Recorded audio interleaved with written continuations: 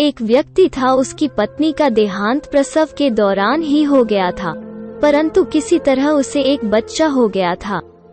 छोटा बच्चा माँ के बिना कैसे संभाला जाएगा, ये एक बहुत ही चिंता का विषय हो गया था। कई मित्रों व सगे संबंधियों के कहने पर उसने पुनः विवाह किया। बच्चे को नई माँ मिल गई।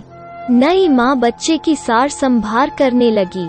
बच्चे को भी लगा जैसे कि उसकी माँ फिर से मिल गई। कुछ ही वर्षों में उस युवती को भी एक पुत्र हुआ और उसका ध्यान अपने नए बच्चे पर अधिक रहने लगा। धीरे धीरे उसकी दृष्टि में दोष आने लगा और वो भेदभाव से ग्रसित हो गई। अब उसे लगने लगा कि इस घर का वारिस तो बड़ा लड़का है और संपत्ति पर भी अधिक हक इसी लड़के का है। उसे अपने पुत्र के भविष्य की बहुत चिंता रहने लगी। उसने अपने पति को समझा बुझा के राजी किया और बड़े लड़के की पढ़ाई लिखाई सब छुड़वा दी और घर के नौकर को भी हटा दिया तथा सब काम उसी लड़के से कराने लगी। बच्चे के ऊपर बहुत बड़ी विपदा आ पड़ी। वो अभी दूसरी कक्षा में ही था और दुनियादारी कुछ नहीं जानता था। उसे यही लगता था माँ ने सही किया होगा। घर का सारा काम करते करते उसका पूरा दिन बीत जाता था। धीरे धीरे माँ ने उसे समझा दिया कि उसका असली कार्य अपने छोटे भाई की सेवा ही है और उसका छोटा भाई ही असली मालिक है। बच्चे ने माँ की आज्ञा मान ली और सदा ही अपने भाई की सेवा संभार में तत्पर रहने लगा। अब वो बड़े लड़के को जरा जरा सी गलती होने पर डांटने मारने भी लगी थी ताकि उस पर एक भय बना रहे। वो कोई अच्छे से अच्छे काम भी करता तो उसकी सौतेली माँ उसे बिल्कुल बेकार बताती, लेकिन फिर भी बालक के मन में माता के लिए प्यार ही उभरता और वो उसे सौतेली नहीं मान पाता था। उस औरत ने घर के पूजा पाठ का जिम्मा भी उसी बच्चे को दे रखा था ताकि उस बालक की बुद्धि धीरे धीरे आध्यात्मिक होने लगे। जैसे जैसे वो बड़ा होने लगा उसे सच्चाई समझ में आने लगी, लेकिन वो अपना सब दुख भगवान से ही कहकर संतोष कर लेता था और उसका सारा दुख समाप्त हो जाता था।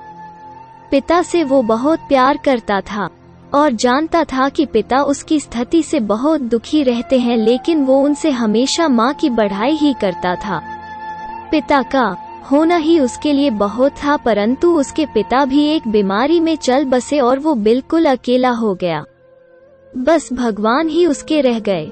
समय बीतने लगा और दोनों बच्चे बड़े हो गए। अब घर का सारा अधिकार सौतेली माँ के हाथ में था। योजना के अनुसार बड़े बच्चे की शादी उस औरत ने बहुत ही गरीब घर में व अनपढ़ औरत से करी तथा अपने पुत्र की बहुत बड़े घर में व पढ़ी लिखी युवती से करी। उसने बड़े लड़के को नौकरों वाले घर में से एक घर दे दिया और उसकी पत्नी को भी बता दिया कि उसका असली कार्य मालकिन यानी छोटी बहू की सेवा करना ही है। छोटे लड़के के लिए उसने बहुत बड़ा भवन बनवाया था और स्वयं उसी में उन्हीं के साथ निवास करने लगी। बड़ा लड़का खुशी से अपना जीवन व्यतीत करने लगा और पत्नी के साथ माँ व छोटे भाई के परिवार की सेवा करने लगा। छोटे लड़के की स्त्री को उसकी माँ बहुत अखरती थी। उसे लगता था कि मालकिन उसे होना चाहिए। अब सास बीमार भी रहती थी और साथ में रहने के कारण रात बिरात सेवा उस छोटी बहू को ही करनी पड़ती थी, जो उसे बिल्कुल नापसंद था। एक दिन पता चला कि सास को छूत की बीमारी हो गई है। ये जानकर तो छोटी बहू और दूर दूर रहने लगी। उसकी आंखों में सांस खटकने लगी। उसने अपने पति से कह दिया कि इस घर में या तो वो रहेगी या उसकी माँ। छोटे लड़के पर अपनी पत्नी का जादू चढ़ा हुआ था। उसने अपनी ही माँ को घर से बाहर निकाल दिया और उसे वही नौकरों के घर में रहने को कह दिया। अब माँ भी वृद्ध हो गई थी और अचानक हुए इस घटनाक्रम से एकदम बदहवास हो गई। उसे अपने जीवन भर की पूंजी व्यर्थ जाती दिखी। वो तो अपने इस बेटे के ऊपर पूरी तरह निर्भर थी। उसने सपने में भी ऐसा नहीं सोचा था। उसे लगने लगा कि अब उसकी सेवा कौन करेगा। उसने आत्महत्या करने का निर्णय ले लिया और गंगा जी में डूबने चल दी। बड़ा लड़का कहीं बाहर गया था और उसे कुछ पता नहीं था। वो एक घाट से गुजर रहा था, शोर सुना तो देखा कोई नदी में डूब रहा है। उसने भी छलांग लगा दी और जब बचा के लाया तो देखा कि ये तो उसकी ही सौतेली माँ है। जब सारी बात पता चली उसे तो वो बहुत दुखी हुआ और अपनी पत्नी व माँ के साथ घर त्याग दिया व दूसरे गांव में रहने लगा।